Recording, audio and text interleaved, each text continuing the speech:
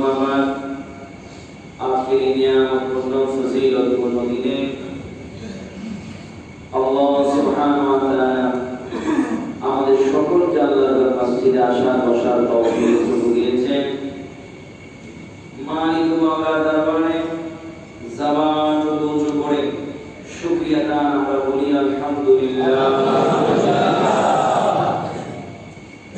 আল্লাহ ওই বান্দার উপর সবচেয়ে বেশি খুশি হয় যে বান্দা আল্লাহর ছোট থেকে ছোট নিয়ামত পেয়ে শুকরিয়া আদায় করে। শুকরকারী বান্দাকে আল্লাহ রাব্বুল আলামিন শুধু পছন্দই করেন না, আল্লাহ বলেন আমি শুকরিয়া আদায়ের কারণে তার নিয়ামত আরো বাড়ায় দেব। সুবহানাল্লাহ। এইজন্য আল্লাহর পক্ষ থেকে নিয়ামত পেতে হলে আল্লাহর শুকরকারী বান্দা আমাদের হতে হবে। কিন্তু আফসোস আমরা যদি দুনিয়াটাও আমাদেরকে দিয়ে দেওয়া হয় তারপরেও মনে হয় যেন আমার কোনো দিকে কমতি আছে। এই জন্য আল্লাহ হাবিব সাল্লাল্লাহু আলাইহি ওয়াসাল্লাম গরিবী হালাল গরিবী জিন্দেগিটাকে পছন্দ করতেন। শুধু তাই নয়, আল্লাহ নবী বলেন আমার সাথে আমার গরিব উম্মতগুলো 500 বছর আগে জান্নাতে যাবে। সুবহানাল্লাহ। এই গরিবী হালালটাকে আল্লাহ নবী পছন্দ করতেন। এখন অনেকে প্রশ্ন করেন করতে পারেন যে হুজুর তাহলে ধনী হওয়া যাবে না? হ্যাঁ, ধনী হতে হবে, এই ধন যেন আল্লাহর রাস্তায় কাটে না। হযরত উসমান সিদ্দিক রাদিয়াল্লাহু তাআলা মদিনা শরীফের যে মসজিদে নববী, এই মসজিদে নববীর সর্বপ্রথম যে জমিটা কিনা হয়েছিল সম্পূর্ণ টাকা হযরত উসমান সিদ্দিক দিয়েছেন। সুবহানাল্লাহ। আল্লাহ নবী সাল্লাল্লাহু আলাইহি ওয়াসাল্লাম ওই সময় দোয়া করেছিলেন যে উসমান তোমার জন্য দোয়া, আল্লাহ যেন দ্বীনের রাস্তায় ব্যয় করার জন্য আল্লাহ তোমাকে শিল্পপতি, তোমাকে কোটিপতি লক্ষপতি বানায়। সুবহানাল্লাহ। এই জন্য দ্বীনের পথে যাওয়ার জন্য একজন মুমিনের জান এবং মাল প্রস্তুত থাকবে সব সময়। কথা বলছি কিন্তু আফসোস শেখুল ইসলাম মানে যদি মমতাজ বেগমকে আনা হয় এলাকার নেতাদের কাছে চাঁদা চাইলে 1 লাখ দিতেও বাধা লাগে। আর যদি মহাসমান্বিত করা হয় ওই আমার কাছে আছে করোনা দিয়েছে টিএসটে বলে যে 500 টাকা 1 লাখ টাকা বড় 500 টাকা দিয়ে দেয়। কথা বলছি বাস্তবতা এটাই হয়েছে। এই জন্য ওই ব্যক্তির ধন ওই ব্যক্তির সম্পত্তি কাজে লাগবে কবর হাসর মিজানে, যার ধন সম্পদ দ্বীনের পথে আল্লাহ তাআলা রাসূলের পথে বের হয়েছে। আর যার ধন সম্পদ দ্বীনের পথে বের করতে কৃপণতা, তার পৃথিবীর জমিনে আল্লাহ প্রমাণ দিয়েছেন কারণে অর্ডার ধন সম্পদ ছিল কিন্তু সেই ধন সম্পদ সহ মাটি দিয়েছে। এখনো পর্যন্ত নয়, কিয়ামত পর্যন্ত শুধু নিচের দিকে যাইতে থাকবে। এরকম পৃথিবীতে অনেক দেখেছি।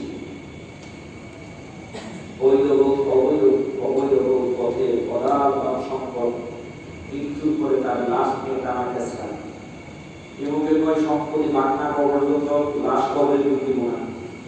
আরেকজনের আরেক সন্তান কয় যতক্ষণ পর্যন্ত সম্পত্তিটা ওনার কাছ থেকে টিপসই না নিতে পারবো ততক্ষণ পর্যন্ত লাশ কবরে দিব না। 2 দিন 3 দিন 5 দিন পর্যন্ত উপরে রয়েছে লাশ। এরকম আছে না? আমি কিন্তু অনেকগুলো বলতে পারবো আমার এলাকায়।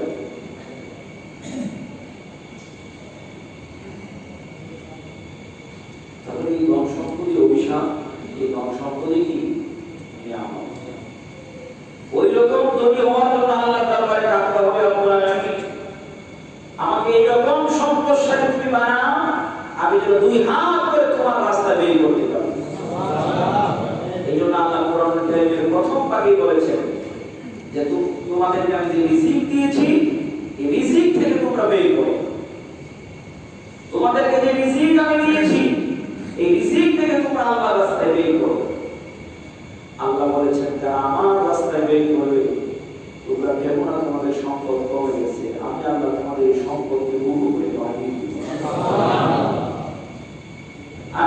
সম্পদশালী হতে হলে আল্লাহর দয়া দরকার আছে না নাই?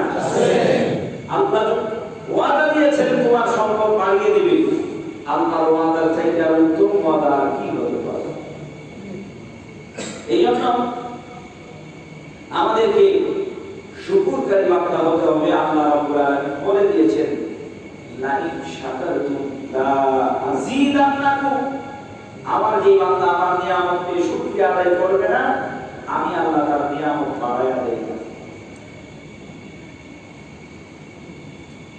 যতটুকু আল্লাহ রাব্বুল আলামিন দিয়েছেন এর শুকরিয়া আদায় করে আমরা শেষ করতে পারবো না। সেমনি ফ্লাইওভার কিংবা ওভার ব্রিজের উপর দিয়ে এই মাথা থেকে ওই মাথায় যদি যায়, নিচের দিকে তাকায় আর ফ্লাইওভারের উপরে দেখি পা নাই, হাত নাই, এরকম পাকা মানুষ শুয়ে আছে, ভিক্ষা চাচ্ছে, তাদের দিকে তাকাইলে আর নিজের দিকে তাকাইলে তো গোটা জিন্দেগিটা যদি সাজদায় করে থাকি, আল্লাহ শুকরিয়া আদায় শেষ হবে না। এই জন্য আমাদের শুকরকারী বান্দা হওয়ার দরকার আছে না নাই? কি মসজিদের ভিতরে না মসজিদের বাইরে যাওয়ার পরেও? মসজিদের বাইরে যাওয়ার পরে তো অভাব আর অনটন, দুঃখ আর যন্ত্রণা, দেখি মুখের দোকানে 3 লাখ টাকা মার, আমার দোকানে মাত্র 20,000 টাকা মার, কত দুঃখ। আমার বন্ধু বাবারা ভাইয়েরা, এমন একটা জীবন নিজেকে আমাকে আপনাকে করতে হবে যেই জিন্দেগিটা হবে আল্লাহ এবং নবীর পথ দেখানো। এমন একটা জিন্দেগি দুনিয়ার জমিনে পরিচালনা করতে হবে। একজন মুমিন আর অন্যান্য মানুষ একরকম হওয়ার সুযোগ নাই। আল্লাহ রাব্বুল আলামিন মুমিনকে এরকম একটা বেষ্টনী দিয়ে দিলেন, এমন একটা সীমানা দিয়ে দিলেন, ও মুমিন রে, তুই এই সীমানার বাইরে চলতে পারবে না। একজন মুমিনের জিন্দেগিটা কেমন হবে আল্লাহ রাব্বুল আলামিন কুরআনুল কারীমের মধ্যে বারবার এই ব্যাপারে জানিয়ে দিলেন। একজন মুমিন তার জিন্দেগি অন্য কাউকে দেখে সাজাবে না। একজন মুমিন তার জিন্দেগি সাজাবে দুনিয়ার জমিনে আল্লাহ তাকে হাবিব, আল্লাহর বন্ধু বানিয়েছেন ওই নবীর দেখার পথ মতে। আল্লাহ বলেন, লাকাদ কানা লাকুম ফি রাসূলিল্লাহি উসওয়াতুন হাসানা। একজন মুমিনের জিন্দেগি সাজানোর জন্য আল্লাহ রাব্বুল আলামিন আমার নবীর মধ্যে রেখেছে উত্তম আদর্শ। ও বন্ধু ভাইরা, এই জন্য আমার আপনার জিন্দেগিকে সাজানোর জন্য, পছন্দনীয় জিন্দেগি করার জন্য, আল্লাহর প্রিয় হওয়ার জন্য এই জিন্দেগিটা সাজাইতে হবে। এই জিন্দেগিটা সাজানোর জন্য যাকে ফলো করার জন্য আল্লাহ বলেছেন, যাকে অনুসরণ করার কথা আল্লাহ বলেছেন, তিনি অন্য কেউ নন, তিনি হচ্ছেন আমার আপনার নবী রাহমাতুল লিল আলামিন। আমার আপনার একটা আদর্শ জিন্দেগি যদি উপহার দিতে চাই, একটা আদর্শ জিন্দেগি যদি আমি আপনি গঠন করতে চাই, আল্লাহর নবীর পুরা জিন্দেগিটা নিজের মাঝে বাস্তবায়ন করতে হবে। আল্লাহর নবীর পুরা জিন্দেগি যদি বাস্তবায়ন করতে হয়, ওই নবীকে আমার আপনার জানতে হবে, বুঝতে হবে। ওই নবীকে জানতে হবে, বুঝতে হবে। এখন যদি আমি বলি ওই নবী আমার মতোই, আর ওনাকে কেমন অনুসরণ করবো, তাহলে তো অনুসরণ করা যাবে না। ওনাকে অনুসরণ করতে হলে ওনাকে অনুকরণীয় মানতে হবে। কথা ঠিক কিনা? ও বন্ধু বাবারা, আপনারা যদি বাইতুল সালাম মসজিদের খতিব সাহেবকে ফলো করতে চান, তাহলে খতিব সাহেবকে দেখতে হবে, খতিব সাহেবকে অনুসরণ করতে হবে, খতিব সাহেবের সংস্পর্শে যেতে হবে। কথা ঠিক কিনা? এখন মসজিদের বাইরে গিয়ে যদি বলেন বুলবুলি বুলবুলের মতো এরকম লোক নাই, কেমনে হাড়ে, কেমনে পোশাক পরে, খাওয়ান কেমনে খায়, উনি কিরকম ভাবে চলে, এই লোকটারে দিয়ে কোনদিন বুলবুলির অনুসরণ করা হবে না। এই লোকটাকে নিয়ে কোনদিন খতিব সাহেবের অনুসরণ হবে না। যদি অনুসরণ করার মতো হয়, তাহলে ওই লোকটার অন্তরে আমার ভালোবাসা থাকতে হবে, মহব্বত থাকতে হবে। যার অন্তরে আমার মহব্বত যত বেশি হবে, তার কাছে আমার সবকিছু তত বেশি ভালো লাগবে। ঠিক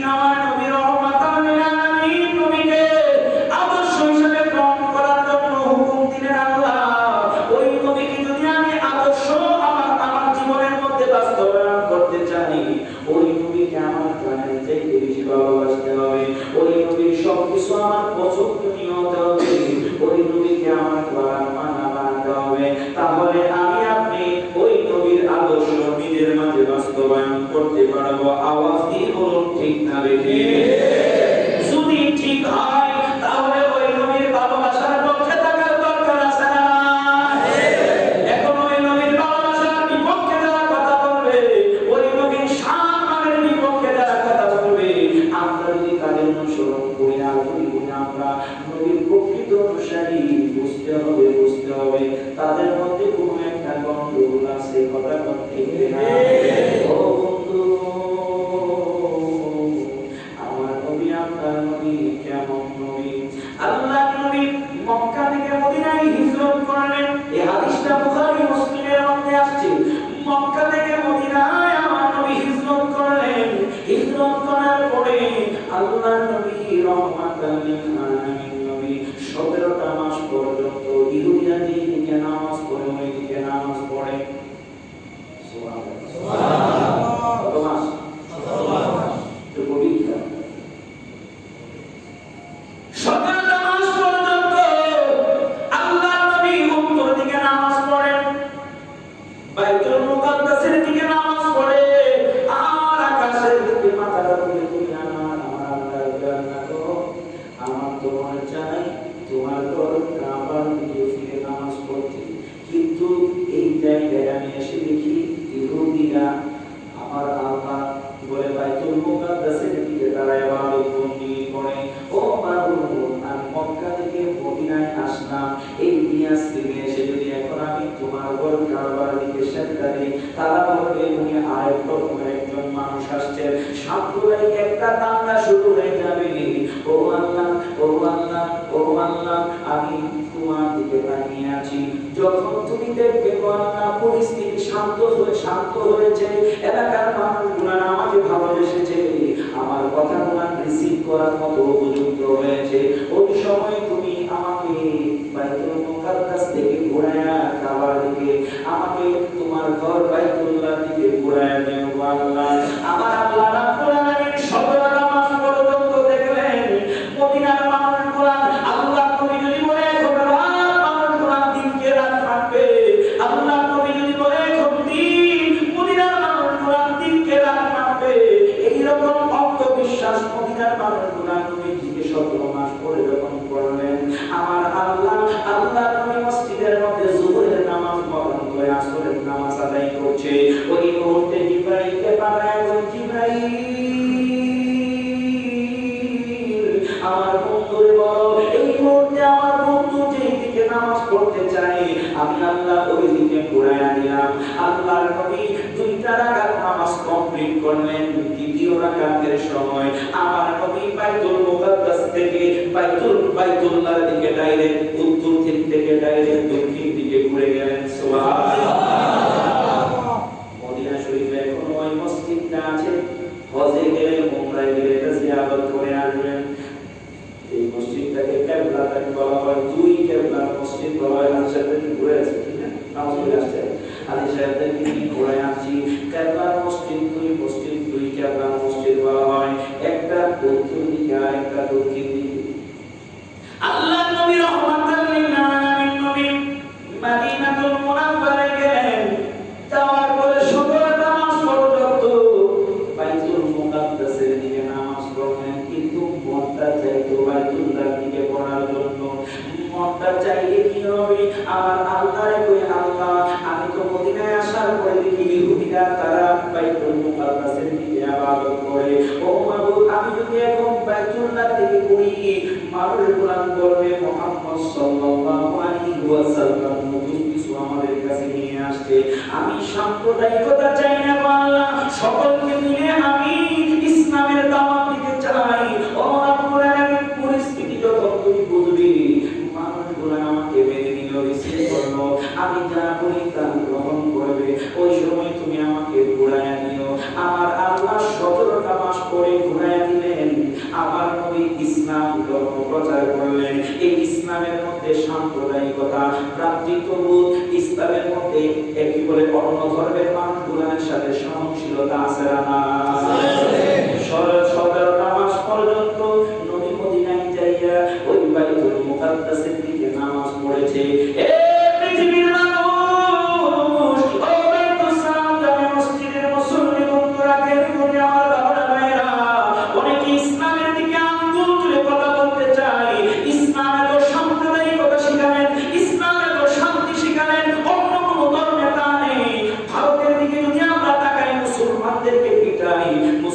ইহুদিদেরকে মসজিদ থেকে বের করে দেয়।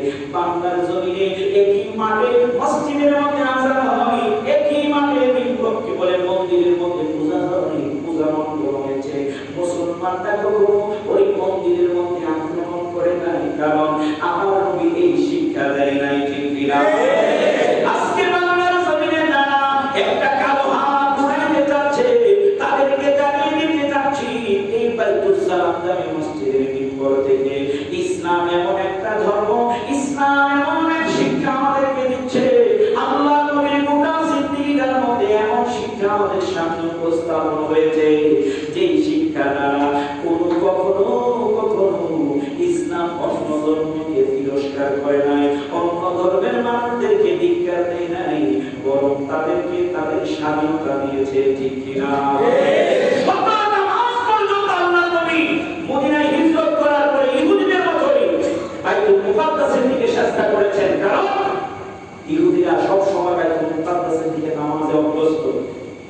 আল্লাহ নবী এসে যদি এইদিকে নামাজ পড়ে দুইটা গ্রুপ হয়ে যাবে। ঠিক কিনা? দুইটা গ্রুপ হয়ে যাবে। 17 মাস পরে আল্লাহ নবী বললেন, আল্লাহ সুবহানাহু ওয়া তাআলা বাইতুল্লাহকে আমাদের কাবা করেছে, আমি বাইতুল্লাহ দিকে ঘুরে গেলাম, তোমরা কারা কারা আমার পক্ষে আছো? দেখা যায় মদিনা 80% লোক আল্লাহ নবী সাল্লাল্লাহু আলাইহি ওয়াসাল্লামের পক্ষে চলে আসেন, 20% লোক তারা বলতেছে না, আমরা বাইতুল মুকাদ্দাসকে কাবা বানাইলাম। আল্লাহ নবী বলেন, ঠিক আছে, তোমাদের জন্য তোমাদের কাবা, আমাদের জন্য আমাদের কাবা। আল্লাহ কোরআনের আয়াত নাযিল করে দিলেন, লাকুম দীনুকুম ওয়ালিয়া দীন, তোমাদের ধর্ম তোমাদের জন্য, আমাদের ধর্ম আমাদের জন্য। জোরে বলুন সুবহানাল্লাহ। অন্য কোথাও এরকম সম্প্রীতি বলে সম্প্রীতি নাই, যেটা ইসলামের মধ্যে আছে। সুবহানাল্লাহ। এই জন্য আমার বন্ধু বাবারা, আল্লাহ নবী রহমাতাল লিল আলামিন নবী আদর্শ নিজের মধ্যে বাস্তবায়ন করতে হবে। আজকে যারা আল্লাহ নবীর আদর্শকে বাদ দিয়ে অন্যভাবে দিনকে পরিচালিত করতে চাই, আল্লাহ নবীর আদর্শকে বাদ দিয়ে ধর্মকে পরিচালনা করতে চাই, দেশকে পরিচালনা করতে চাই, পুরো ধর্ম আল্লাহ নবীর আদর্শকে বাদ দিয়ে আজ পর্যন্ত যত যত যত নেতা, যত লিডার দেশ পরিচালনা করেছে, কেউ দেশকে সুন্দরভাবে পরিচালনা করতে পারে নাই। গাদ্দাফির মতো লোক লিবিয়াটাকে এত সুন্দরভাবে তিনি সাজালেন, ওই গাদ্দাফিকে ওই লিবিয়ান লোকেরা এই জুতা পেটা করে মেরেছে। কথা বলতে কিনা? এইরকম অনেক নজির আল্লাহ নবীর দিনকে বাদ দিয়ে, আল্লাহ নবীর আদর্শকে বাদ দিয়ে অন্য কোনো মত, অন্য কোনো পথে শান্তি নাই, শান্তি নাই। শান্তি খোঁজার জন্য আমার নবীর দরকার আছে না? এই জন্য আল্লাহ নবী আপনি সংসার জীবন, সামাজিক জীবন, রাষ্ট্রীয় জীবন, প্রত্যেকটা সেক্টরে আল্লাহ নবীর আদর্শ সুন্দরভাবে বাস্তবায়ন করবে, শান্তি আর শান্তি। এই জন্যই তো আমরা বলি, আল্লাহ নবীর আদর্শের ছায়া করে নিজের দিনটি পরিচালনা করো। আমার বন্ধু বাবারা, এই কথাটা এখান কেন আমি তুলে নিয়ে আসলাম? এই জন্য তুলে নিয়ে আসলাম, আমার নবী আপনার নবী রহমাতাল লিল আলামিন নবীকে যদি আমি অনুসরণ করতে চাই, তাহলে আমার নবীকে আমার আপনার সবচেয়ে বেশি জানতে হবে, বুঝতে হবে, ভালোবাসতে হবে। ভালোবাসা না থাকলে আমরা রাসূল সাল্লাল্লাহু আলাইহি ওয়াসাল্লামকে অনুসরণ করা যাবে না। অনুসরণ করা যাবে না। আপনি সংসার করেন, একটা এক্সাম্পল, স্বামী আর স্ত্রী, এত ভালোবাসা মাখা সংসার, এখন দুইজনের মধ্যে যদি সন্দেহ থাকে, দুইজনের মধ্যে যদি ভুল বোঝাবুঝি থাকে, আপনারা বলুন এই সংসারে কি শান্তি থাকবে? থাকবে? দেখা যাবে এক বিছানায় দুইজন শোয়ার সুযোগ নাই, দুইজন দুই রুমে শুবে। দিনটি অবস্থা বেহতিক হবে, অবস্থা গতিশীল হবে। কথা ঠিক কি না? তারপরে স্বামী স্ত্রী এত মধুর একটা সম্পর্কের মাঝে যদি একজন আরেকজনের প্রতি সন্দেহ থাকে, ভালোবাসা গভীর না থাকে, একই স্থানের নিচে থাকার পরও দেখা যায় শান্তি নাই। আর আপনি আপনার বিশ্বাসের বিরুদ্ধে কথা বলে আপনি যদি বলেন আমি আদর্শবাদ, কতটুকু পাওয়া যাবে? তাহলে নবীর পক্ষে, নবীর পথে যদি আমার জীবনকে পরিচালনা করতে চাই, তাহলে অবশ্যই আল্লাহ নবী সাল্লাল্লাহু আলাইহি ওয়াসাল্লামকে আমাদের হৃদয় থেকে ভালোবাসতে হবে। ঠিক কি না? এই ভালোবাসার মধ্যে যদি কোনো প্রকারের সন্দেহ থাকে, কোনো প্রকারের সন্দিহান থাকে, তাহলে আপনাকে দিয়ে নবীর আদর্শ বাস্তবায়ন হবে না, আপনার মাঝে কখনো নবীর আদর্শ আসবে না। যদি আপনি দাড়ি টুপি জুব্বা পাগড়ি লাগান, আমি যদি দাড়ি টুপি জুব্বা পাগড়ি লাগাই, এগুলো দেখানো ছাড়া আর কিছু না, এগুলো আমার একটা কৌশল ছাড়া আর কিছু না। কিছু কিছু ফকির আছে, ফকির দেখা গেছে বড় ধরনের অ্যাক্সিডেন্ট করার পরে পায়ে একটা ভেঙে গেছে। আগে দেখা গেছে মদও খাইতো, জুয়াও খেলতো, দাড়ি নিয়ে চলতো। যখন দেখা গেছে অ্যাক্সিডেন্টে পা ভেঙে গেছে, এখন আর ফুল কিনা নাই, এবার কি কিছু দাড়িগুলো এত বড় করে শার্ট প্যান্ট খুলে পাঁচশাড়ি লাগায়, মাথার মধ্যে বড় একটা টুপি লাগায়। এরপরে মানুষের কাছে চায় আল্লাহ রাস্তা কিছু দেয়, মানুষ দেখে যে বাবা এর মতো সুফি দুনিয়া দিল, ইয়া বড় দাড়ি, ইয়া বড় জুব্বা, পাঞ্জাবি, মাথার মধ্যে টুপি, এই লোকদের দেখে মানুষের মায়া লাগে। যখন কোনো রাস্তা না পায়, এরকম কিছু কৌশল লোক আছে না? ওরা নবীর ব্যবহার করে আল্লাহ নবীর বিরুদ্ধে কথা বলে ইহুদি নাসারাদের দোষর হয়ে, যারাই বুঝবেন এই ব্যবহার করে আল্লাহ নবীর বিরুদ্ধে কথা বলছে, আবার ইসলামের পক্ষে স্লোগান দিচ্ছে, বুঝতে হবে তারা আসলে ইহুদি নাসারাদের দোষর, তাদের মধ্যে ব্যবহারকারী কৌশল ছাড়া আর কিছু না। আল্লাহ নবীর পথে চলতে হবে, নবীর ভালোবাসা, নবীর প্রেম নিয়ে কথা বলতে হবে। যার মধ্যে নবীর প্রেমের কথা পাওয়া যাবে, বুঝতে হবে তার দাড়ি টুপি জুব্বা পাগড়ি অরিজিনাল। আর নবীর প্রেম ভালোবাসার বিরুদ্ধে যারা কথা বলছে, দাড়ি টুপি জুব্বা পাগড়িগুলো তাদের কৌশল ছাড়া আর কিছুই না, তাদের ফায়দা হাসিল করা ছাড়া আর কিছুই না। আল্লাহ পাক যদি মুস্তা আমাদেরকে দান করে সকলে বলুন আমিন। আল্লাহ বলে বলুন আমিন। ঈদ মিলাদ নবী সাল্লাল্লাহু আলাইহি ওয়াসাল্লামের চাঁদ হয়েছে। আমরা আশিক প্রেমিকরা নবীর জন্য যাদের হৃদয় কাঁদে, ঈদ মিলাদ নবীতে তারা দান সৎকার ব্যবস্থা করেছে, গরিব দুঃখীদেরকে খাওয়ানোর ব্যবস্থা করেছে, মসজিদ মাদ্রাসা বাসায় মিলাদ মাহফিলের আয়োজন করেছে। এই কাজগুলো ভালো না খারাপ? কোরআন খতমের আয়োজন করেছে, মসজিদের মধ্যে মাহফিল করে দ্বীনি আলোচনার ব্যবস্থা করেছে। এই প্রত্যেকটা কাজই শরীয়ত সম্মত, কথা ঠিক কিনা? এই শরীয়ত সম্মত কাজ করার পরেও যারা এই মিলাদ নবী আল্লাহ নবী সাল্লাল্লাহু আলাইহি ওয়াসাল্লামের মিলাদ নবীর বিরুদ্ধে কথা বলছে, বলতেছে এই কাজগুলো সম্পূর্ণ শরীয়ত বিরোধী, বুঝতে হবে তাদের পিছনে কোনো না কোনো উদ্দেশ্য আছে। তাদের পিছনে কোনো না কোনো উদ্দেশ্য আছে। আল্লাহ নবীকে যদি ভালোই বাসো, তাহলে নবী জন্মের আলোচনা তোমার কাছে কেন এত তিতা লাগে? নবীর সম্মানের আলোচনা কেন তোমার কাছে এত খারাপ লাগে? ঈদ মিলাদ নবীর মাহফিল করলে তোমার চেহারা কেন মলিন হয়ে যায়? বুঝতে হবে নবী লেবাস তুমি করেছো, আসলে অন্তরে নবী ভালোবাসা না। আমার মুসলিম বন্ধুরা, এই কথাগুলো আপনাদের সামনে আমি সবসময় বলে থাকি। আমরা দুনিয়ার যদি অল্প কিছুদিন থাকবো, একদিন আমাদের চলে যেতেই হবে, এটা নিশ্চিত আমাদের চলে যেতে হবে। আমার ছেলে মেয়ে আত্মীয় স্বজন পাড়া পড়শি জন সম্পদ বাড়ি গাড়ি কিছুই আমার সঙ্গে যাবে না। আল্লাহ হাবিব সাল্লাল্লাহু আলাইহি ওয়াসাল্লাম যদি তাদের চেয়ে বেশি ভালোবেসে নবীর আদর্শকে নিজের মাঝে বাস্তবায়ন করি, আল্লাহ নবী বলেন তুমি কবরে যাওয়ার পরে সবকিছু থেকে যাবে, আমার আদর্শ তোমার সঙ্গে সঙ্গে কবরে যাবে।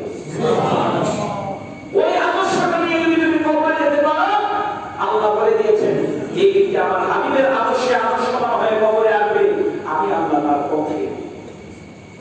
আল্লাহ যদি কবরে আমার পক্ষে থাকে, আর কোনো চিন্তা নাই, হাসরের চিন্তা নাই, মিজানের চিন্তা নাই, ফুলসিরাতে চিন্তা নাই, নিশ্চিত আমার ঠিকানা জান্নাত। এইজন্য আল্লাহ বলেছেন আল্লাহ তাদের উপর খুশি সন্তুষ্ট, মিনান নাবিয়িনা ওয়াস সিদ্দিকিনা ওয়াস শুহাদা, অবশ্যই তাদের জান্নাত হবে নবীদের সাথে, সিদ্দিকদের সাথে, শহীদদের সাথে। আল্লাহ সন্তুষ্টকারী বান্দা তারা যারা নিজের জিন্দেগিটা আমার নবীর আদর্শে সাজিয়েছে, যারা তাদের জিন্দেগিটা আমার নবীর আদর্শে সাজিয়েছে। আল্লাহ রাব্বুল আলামিন তাদেরকে ভালোবাসে, আল্লাহর পছন্দনীয় তারা। আর আল্লাহর পছন্দনীয় হয়ে কবরে গেলে আমার আপনার জন্য নিয়ামত রয়েছে। আল্লাহর পছন্দনীয় হওয়ার জন্য যে পথ যেটা অনুসরণ করার জন্য আল্লাহ বলে দিয়েছেন, সেটা হলো আমার নবীর আদর্শ। আল্লাহর পছন্দনীয় হওয়ার জন্য নবীর দরকার আছে না নাই? কথা